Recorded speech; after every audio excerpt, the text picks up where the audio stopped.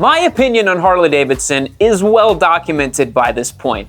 I think they're bad value for money, a little bit slow, and a little too heavy to have fun with. But in the spirit of endless curiosity and a dash of masochism, I decided to give the most maligned Harley-Davidson another try. A motorcycle that's hated by Harley people and everybody else, it seems. It's the 883 Sportster. Now, this particular vintage actually belongs to producer Logan.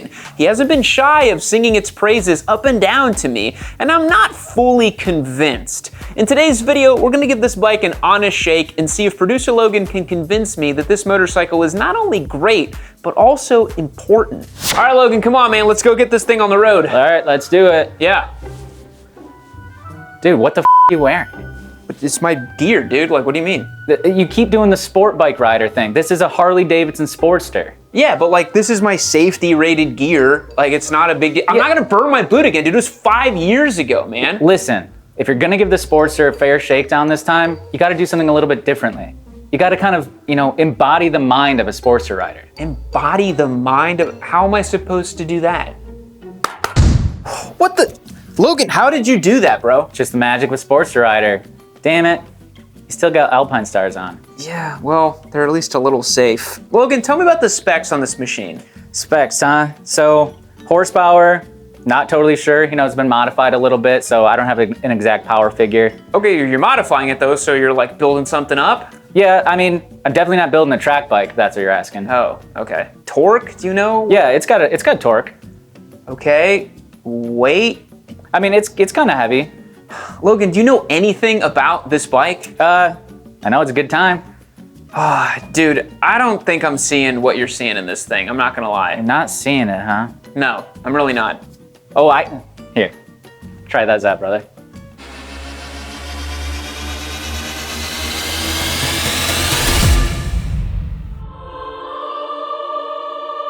Oh my God! The V-twin! The rumbly nature of the engine. That's what I'm talking about. The history, the character. Logan, this thing's incredible. Come on, man, give me the keys. I want to go take it for a ride. Me first. I gotta make sure the brakes still work. Hey guys, producer Logan here from the saddle of my personal Sportster 883. I'm sure most people are no strangers to this bike. It has a pretty legendary, maybe even infamous status in the motorcycle space. Instead of boring you guys with the specs or really pushing its limits here on the roads, instead I'm just going to tell you a little bit of a story about how I ended up with this motorcycle in my stable and why I've essentially fallen in love with it. So when I started riding, I kind of took one of the more problematic avenues into riding. I did the cursed cafe racer 80s UJM bike path. Not recommended. After my first season of riding, I was like, I need a new bike that's somewhat reliable. Ironic, I ended up on a Sportster, but we'll get to that a little bit more later. And that I can just actually get out and ride instead of dealing with electrical gremlins and things on a regular basis. So I was shopping around for bikes, and I didn't necessarily want a kind of diminutive, sensible beginner Japanese bike, an SV650 or a Z650 or something like that. That just didn't fit, wasn't my style, wasn't cool enough. It didn't have that edge I was looking for. And while I had some different personal experience with Harley-Davidsons growing up, a lot of the men in my family rode them, a lot of my friends' dads rode them. I was very much familiar with Harley-Davidson as a brand and that sort of Midwestern Harley-Davidson appreciation. I never really considered that as a viable option for me, just based on, the bad value proposition, a ton of money, especially for a younger rider, and it just seemed like something that was like a little silly to genuinely pursue. And lo and behold, I'm shopping around for bikes. I see a Sportster 883 listed for sale, and maybe with a tinge of irony, I considered, hey, maybe I could go check that bike out. And so I went and checked it out. It was super clean. There was no, weirdness with the owner. I asked him, I was like, hey, when did the last time you start this bike? And he's like, oh, I don't really know, it's my wife's. And I'm like, okay. Turn the key, pull the choke, kind of rumbles to life, no problems. You can see the engine shaking back and forth, the front wheel practically bouncing off the ground. And I just thought, man, this is so cool. And after, giving it a once over, taking for a test drive, feeling that, immediate grunty torque from the V-twin engine, it was just such a drastically different riding experience than I was used to from like the air-cooled inline-4 UJM bikes that me and my friends were riding at the time. Some people can see this motorcycle and think, oh, my buddy had one of those and not back in 95. Or someone can say, oh yeah, I just picked up a 2015. They're practically the same bike. And I'm like, well, it's actually 2005, but fundamentally it's been pretty much the same motorcycle for decades now. And as far as riding this bike goes, I've done plenty of different stuff with it. I've done some long weekend rides, I've commuted, I've ridden, to the coffee shop, and it's really never let me down. Ironically, it's been one of the most reliable vehicles I've ever owned, including my cars. So if you guys couldn't tell, I totally love this bike. But let's kick it over to Yam and see if I can convince him once and for all what the Sportster 883 is all about. So, not my first go around on a Sportster. As many of you know, I infamously burned my boot on an 883 Sportster we had as a giveaway over 5 years ago now. And in that time, we hopped that one up to a 1275 Sportster. We got a Harley Sportster 1200 as another giveaway bike. So weirdly enough, I have a good amount of experience with this platform. And at the end of the day, it's like if you approach this machine, not necessarily with low expectations, but just an understanding that it's not really trying to be anything performance oriented, there's a lot of timeless character and charm here. Obviously, I could complain to you guys about the bizarre ergonomics. I could tell you that there's very little braking feel, and it feels like I'm riding a low, long steel beam with wheels attached to it, but it has so much character that I don't really care about that at all. And you know what? It does the motorcycle thing. It's going down the road, it's making this really interesting agricultural air-cooled V-twin rumbly sound.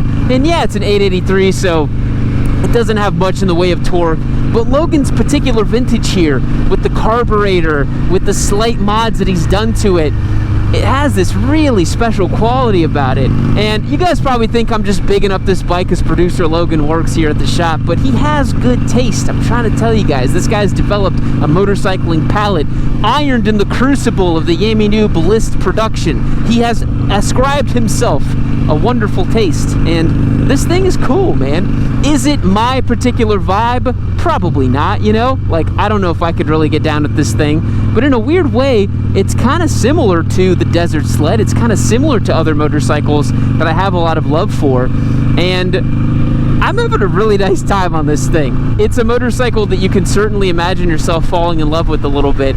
And in a way, like you guys see how I'm seated on it right now, I got my knees in the breeze, I've got my hand off the bar.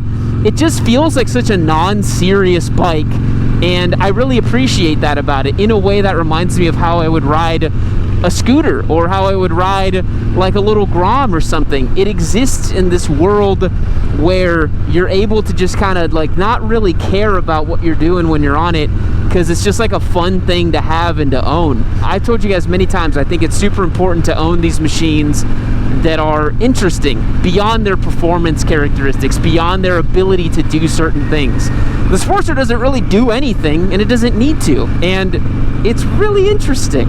So let's pull over to one of my favorite Austin establishments, get a quick juice, and show you guys the big extensive route we did on this bike.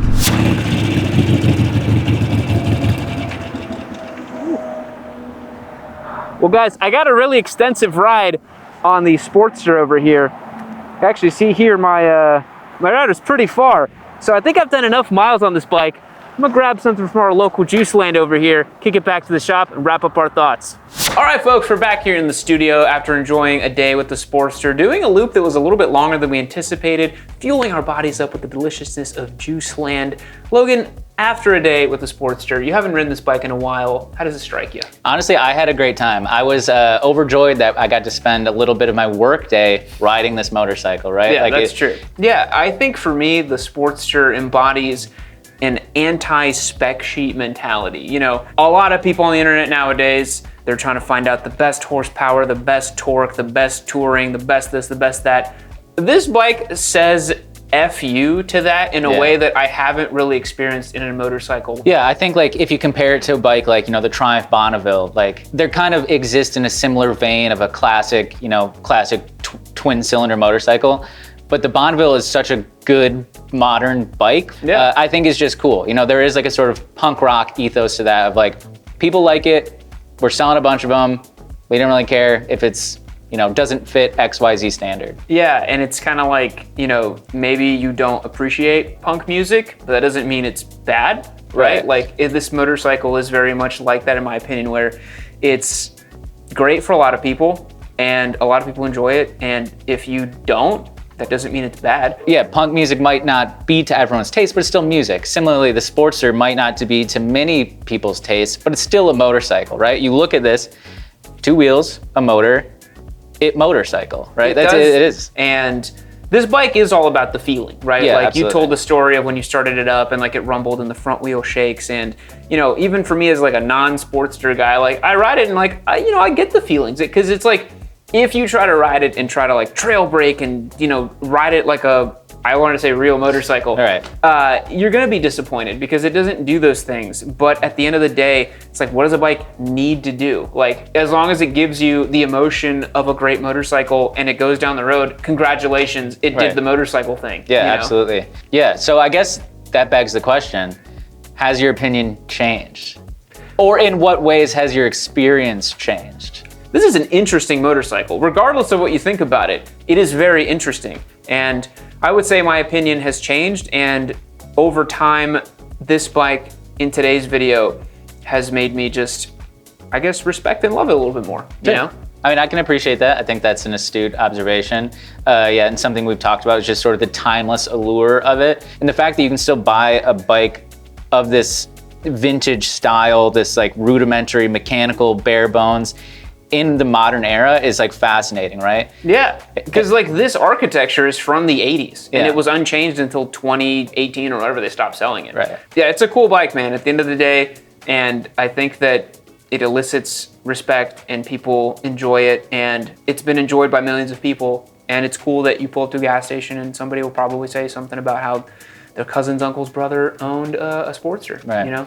And the best part is even if people don't respect it or don't care, you don't care because you ride a Sportster. It's really a get out of jail free card. So it's funny how it kind of comes full circle in that in theory it's like a cool guy bike because it's like a Sportster Harley Davidson, but Harley Davidson people hate it, and so it becomes even cooler because you have to not care to own one, especially an 883. Like, yeah, I mean, the only thing I do feel a little bit insecure about is that it is an 883. Like if it was a 1200, I'd probably love it even more. But at the same time, you know, it gets the job done. And like I said, they got to fix for that. They got to fix for that, and then it'll blow up. And I ain't messing around. No, it's not gonna blow up. Well, if you guys want to see Logan build up his 883 Sportster into a monster track bike, that would be pretty sweet. You know, maybe you battle me on track with your Sportster, dude. How cool would that be? It would be not cool at all. It'd be not fun, and I would have a bad time. Well, folks, I hope you enjoyed today's kind of retrospective on the Sportster. Let us know down in the comments what you think about this machine, although we kind of probably already know what you think about it. But anyways, hope you enjoyed the video. Thanks so much for watching. We'll catch you in the next one. See you later. Oh, I love being here inside of the warm embryonic fluid of Valentino Rossi.